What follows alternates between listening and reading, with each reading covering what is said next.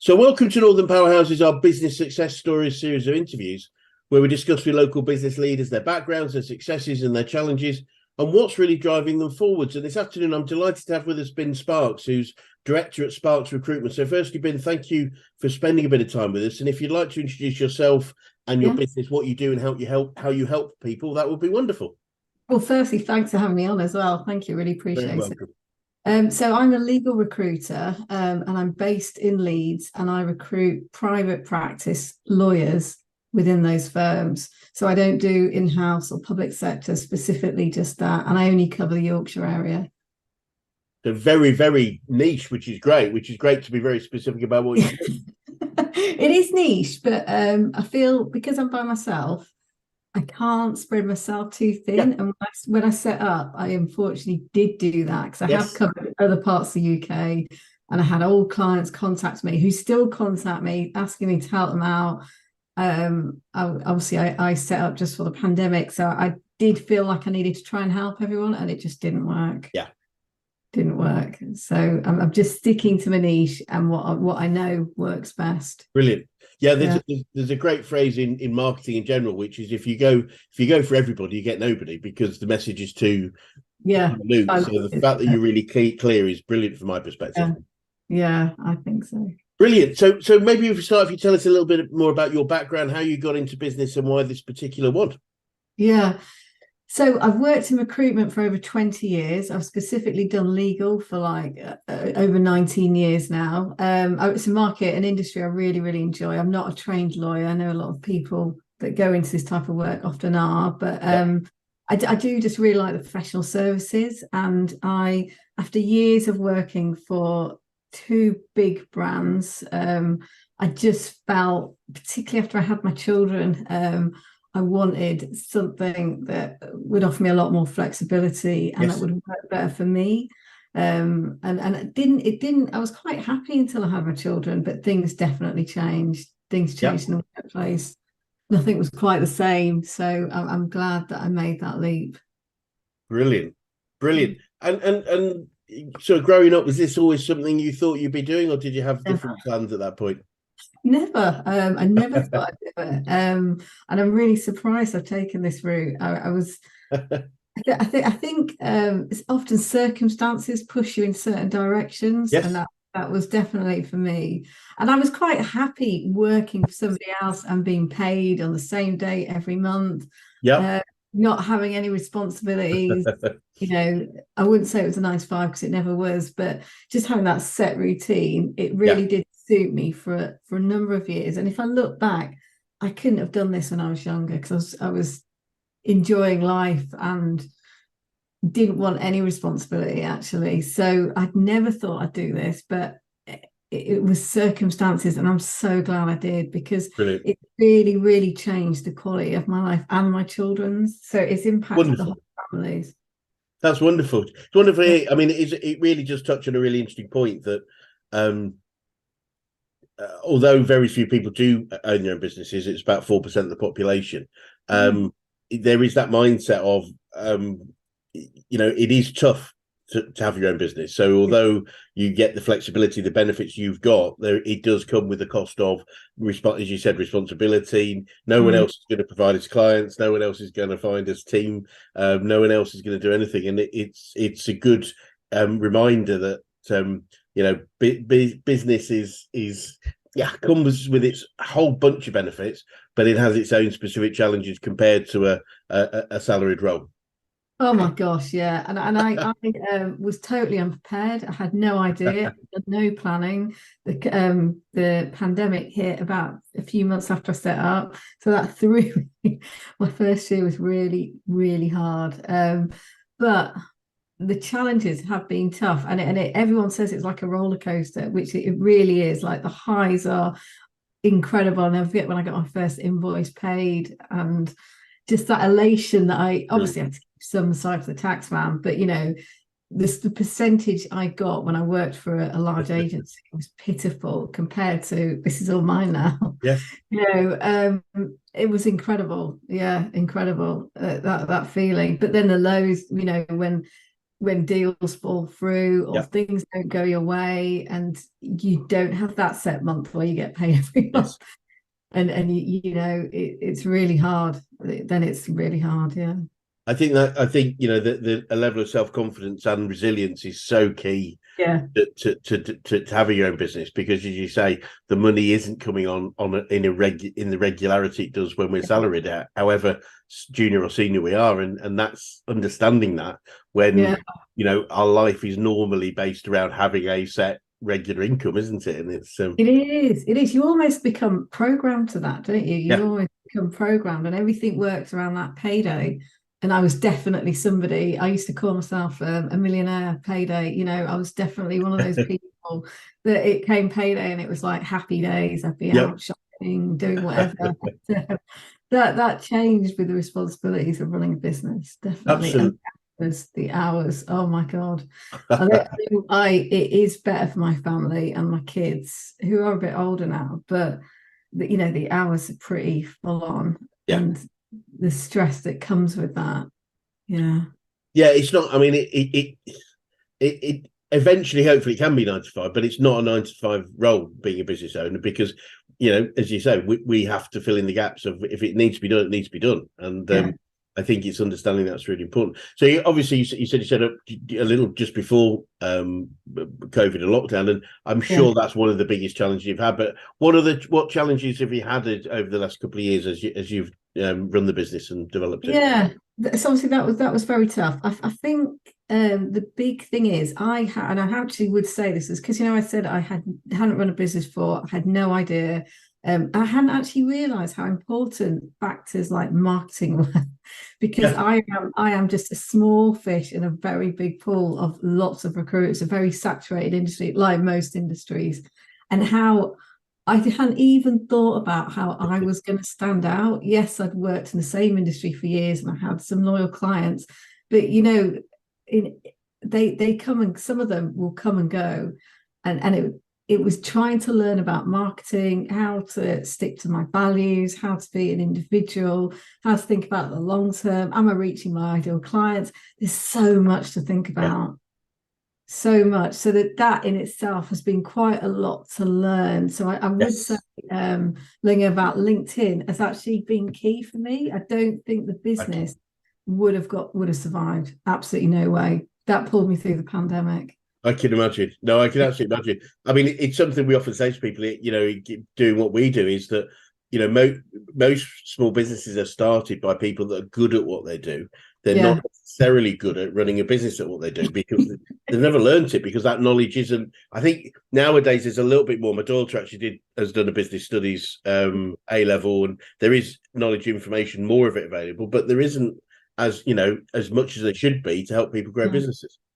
There isn't. And I did all the cliche things, like I bought all the books, all the get rich in so many days, all the podcasts. I still listen to a lot of podcasts, actually, because I think Brilliant. There are always new ideas, and I do find it really interesting. So I listen to loads of podcasts. I don't have time to read anymore. I wish I did. And I do feel better for it, so it is learning about those long-term goals rather than the short-term, day-to-day. Yeah. And what would you say are some of the biggest learnings you've had about running and growing a business? Yeah, I think so many things. Like, I've invested in like a coach, for example, which turned out to be a disaster. I had clients that I'd worked with for years and years and years who left, so I lost the clients, unfortunately. So it was recovering new business, working with new business, trying to change things. I think I was thinking about this earlier. We're always taught that if it's not broken, don't change it. But actually, you've got to change, because if you keep sticking, the world is changing, everything's evolving. 100%. Yeah, if you keep sticking to what you're doing, you're not gonna not win, you're not gonna develop, you're not gonna get better, and you're just gonna be the same as everyone else. And that's my big thing. That's what I don't want to be.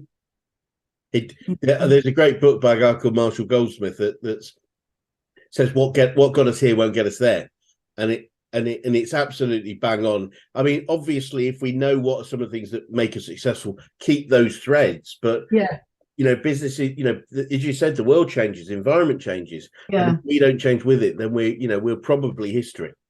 This is it. And I'm really, really conscious of that, particularly as I've done the same market for years, I've done the same job for years, and I just don't want to do that. But at the same time, you need to keep a certain level of consistency Yes. in what you're doing in all areas, like with my social media and my marketing and my contacting clients, my contacting candidates. You've got to keep the consistency. I think that's really key, actually. Yeah. Mm. Absolutely. I think it's that constant review of what is working and what isn't, and obviously keep doing the stuff that is and ditch the stuff that isn't and replace it with something else. And it's that constant innovation that's so key. I'll pick up what you just said about unfortunately coaching not working with you, but that aside, I am keen to know who the best coaches you have worked with, whether that's business, sport, life in general, who've had the biggest impact on you and your business and your life.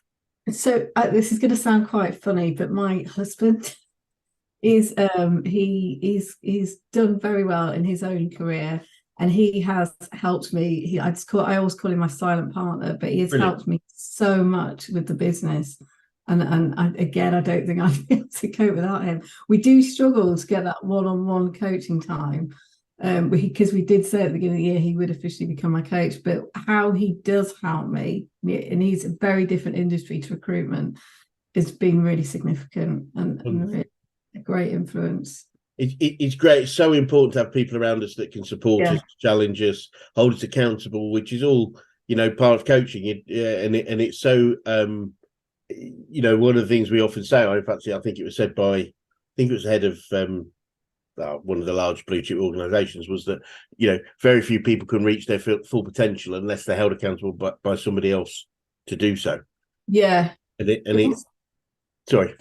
Well, interesting that I've just joined an accountability group, so that's keeping me accountable, and I think I need that.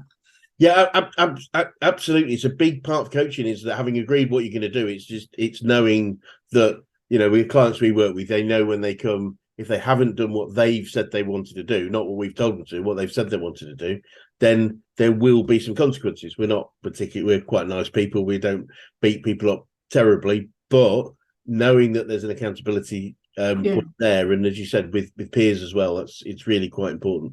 That we do that. Brilliant. And do you find yourself using any favourite quotes or sayings on a regular basis in your business?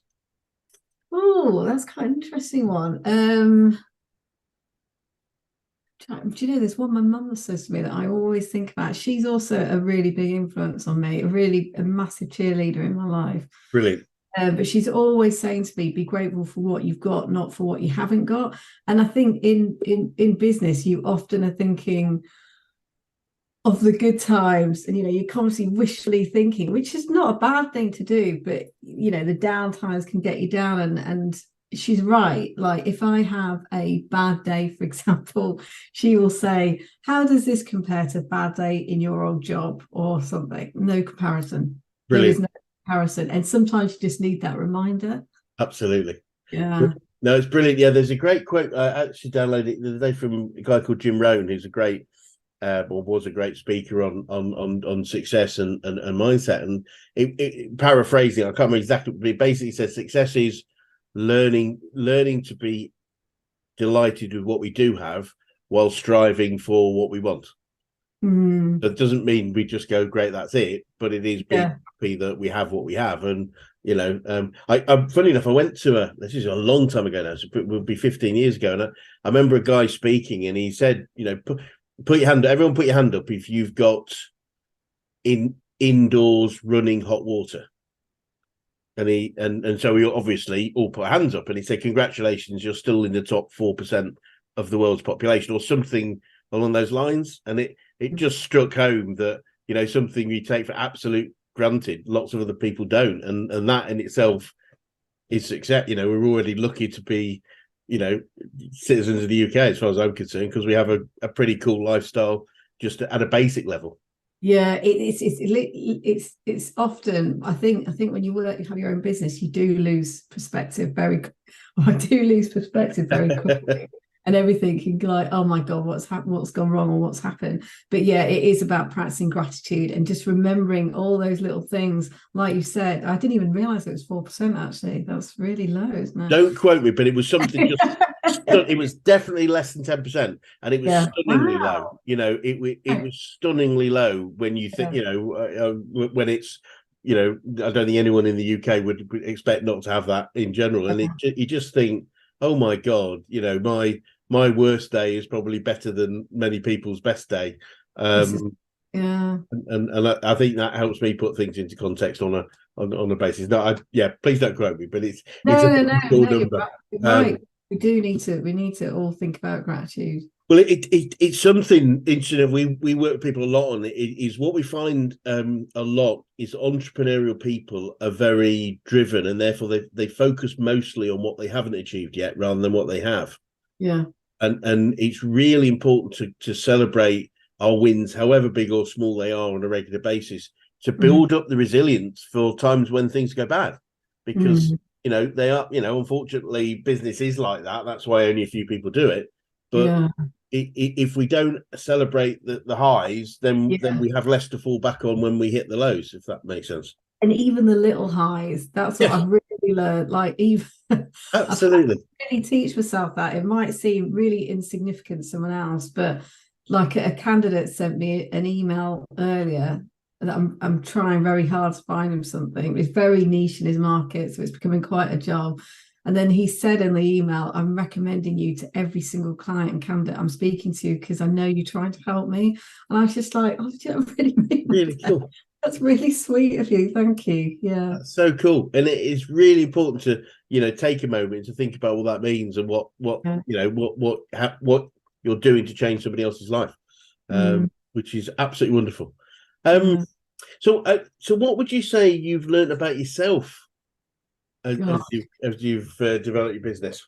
Well, I'm a really impatient person, and that's got worse. So I've really struggled. I knew this before, but it's been terrible. I always knew that I was bad at maths and IT. So I've now got a really good accountant. I've Brilliant, now employed a financial advisor who's also helped me on the other side. brilliant, And I've got two separate IT people helping me.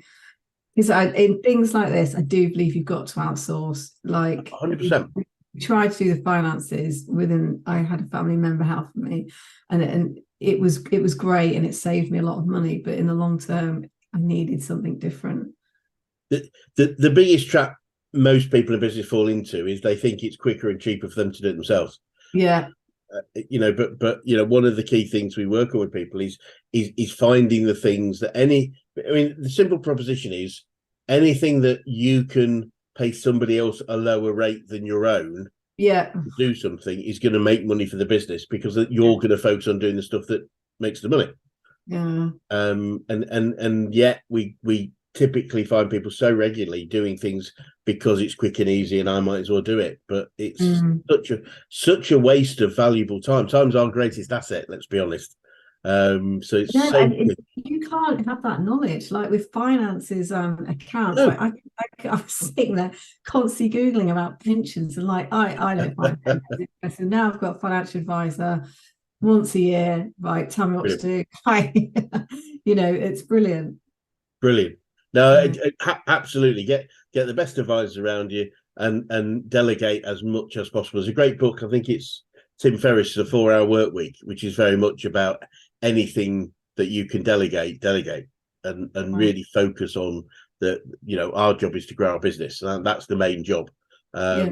Clearly we do the work as well. I know um, but anything that can help us do more of that valuable work by delegating some of the things that sit around it, the more successful we'll be. Yeah, exactly. Yeah, I've learned that a lot. So looking forward then, Ben, what does the future look like, and what challenges do you face, if any, do you think? Yeah, so I don't want to grow, which sounds quite bizarre. And I have thought about it, and I've turned down so much work. And I know that if I had at least two other people working with me, it would grow. But I don't want the responsibility again. I just want to stay me. So I want to. continue just being myself. I want everything a bit slicker. Like there's so many things I need to improve on, such as add-ons on the website, a lot of marketing, and I'm constantly trying to speak to people to find the right one that's going to take me to that place. And I just want a much more slicker service. Yeah, brilliant. Yeah. Yeah, I mean, I'm a big believer, irrespective of who's using them, but of creating systems, because systems create consistency. But again, the challenge is we often think, well, it's quick if I just do it. We don't need a system, but that doesn't create the consistency or give us the ability to delegate very effectively. If we don't write down what we do, then we're pretty much guaranteed to be needing to do it again next time. Yeah, exactly. So just a more improved version in all way around. Brilliant. Yeah. And I'm keen to know what you say to anybody who was thinking of going to business right now. Gosh, I would definitely say you need to think about your finances and have like some sort of savings nest egg plan, or all the things I didn't really have. Yes. Like, with the pandemic, I hadn't predicted I wouldn't have so much income. I couldn't claim anything, things like that. So I'd just say be organized and be prepared. And things like marketing, you've really got to think about the bigger picture, not just I'm going to run my business. I've had clients that work before. It's just not that easy. No, agree. No. Yeah. And if you started again, is there anything significant that you do differently? Do you think? I think I'd be a lot more prepared and organised. I mean, there at that point, it was only 3.5 years ago. There were stuff online and information on LinkedIn, but now, if you start your business, I mean, you just see it constantly as people setting up. There's so much more information, isn't there? Yes, there is. Which is fantastic. This is how you do this. This is how you do this, and I think that's brilliant. So I think it is a bit easier now. I'd just be a lot more organized. Brilliant. Yeah. I completely agree. I think the more I think Stephen Covey talks about starting with the end in mind, starting business with the end in mind, and the end would typically be probably a well systemized business, well organized business, and we're best starting there rather than waiting till we get there in the future. So it does make a lot of sense. And finally, what would be the best advice you could give an 18-year-old you if you could go back in time and do so? Oh God, money. It's got to be about money. I think that's a sore spot for me, because I think, I said to you before, I was like a payday millionaire. I didn't invest in pensions. I didn't invest in savings. And that would be my biggest advice. Just think about the future. Like, don't be so, carefree. Think it's not going to happen to you, because we're all going to get old, aren't we? Unfortunately, that is it would definitely be about money and being organized. There's a very interesting book by a guy called Robert Kiyosaki called Rich Dad Poor Dad. Yes, one of the ones I've bought, I've not read. Brilliant. Well, it is an interesting one, and I mean, I've fell foul of the challenge of it. And I think the way one of the parts that it describes is most of us we make money, we spend money, and then if we're lucky, we save or invest what's left. Yeah. But for most of us, as we increase how much we earn, we increase how much we spend. So net is often just zero, as opposed to working out how much we need to save or invest to create a passive income in the future, in which case we go from earn it, invest it, and spend the difference. And it's quite a simple thing. It's not particularly easy, but I know I was guilty of it. I learned that lesson about 2 weeks. It was 2 weeks after I bought my Porsche, and it was like, oh no, yeah. And I just went like that. I was in a group of people. Like, what have you done? You sound exactly like me. So this is it. The more I'm earning now, all we've done is improve the house. I mean, admittedly, we moved to 9 years ago, but my God, I actually said to my husband, I don't want to talk about home improvements anymore, because I just plowed it all back in. Yeah.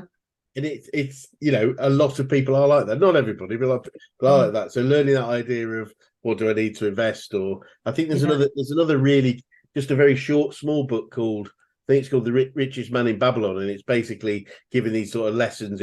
I don't think it was written as long ago as it's sort of perspective, but it was trying to take the learnings from old and talking about 10%. 10% of, if we put 10% of everything we earn away into some sort of jar or account, then it's amazing how quickly that builds up into something that's quite significant. We'd never miss it, and yet it can be quite significant in a fairly quick, short order. So it's some interesting things, but obviously taking advice from a financial advisor is bang on. So yeah, that's exactly what I needed to do. So she sorted out my pensions, thank God. Brilliant. Well, Ben, it's been delightful speaking this afternoon, and thanks so much for your insight and your openness and honesty about where you are and some of the challenges you're having. And for anyone that's watching that might want to contact you or the company, what would be the best way to do that? Definitely through LinkedIn. That tends to be my main medium, or email me directly. But I would say probably LinkedIn, because I just get bombarded. Brilliant. Thank you. Well, look, it'd be great to maybe swing by another 6-12 months and just see how things are developing and where you are then. But in the meantime, thanks so much for your time this afternoon. Thanks very much for having me on. Really appreciate it. Thank you. Thank you.